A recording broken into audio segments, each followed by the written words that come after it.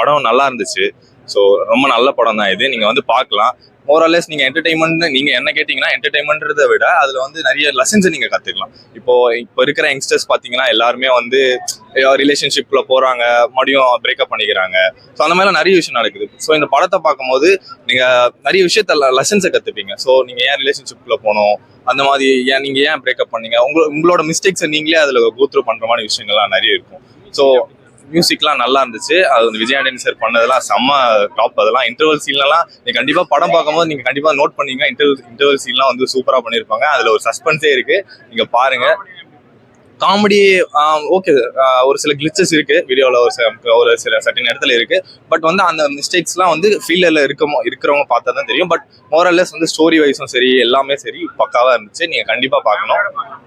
ஃபேமிலியோட பார்க்கலாம். பட் இதோட டார்கெட் ஆடியன்ஸ் வந்து நான் யங்ஸ்டர்ஸா இருக்கும்னு நினைக்கிறேன். ஸோ ரிலேஷன்ஷிப்ல இருக்கிறவங்க அவங்க ரிலேஷன்ஷிப்ல லைக் ஸ்ட்ராங்கா மூவ் ஆக அதுல இருக்கிற லெசன்ஸ் வந்து மிஸ்டேக்ஸ் வந்து கோத்ரூ பண்ணிட்டு போக இது கண்டிப்பா யூஸ்ஃபுல்லா இருக்கும். நீங்க பார்க்கலாம். மியூசிக், அதுவும் music lovers, Vijay Antony sir லவர்ஸா இருந்தீங்கன்னா கண்டிப்பா நீங்க பார்க்கலாம்.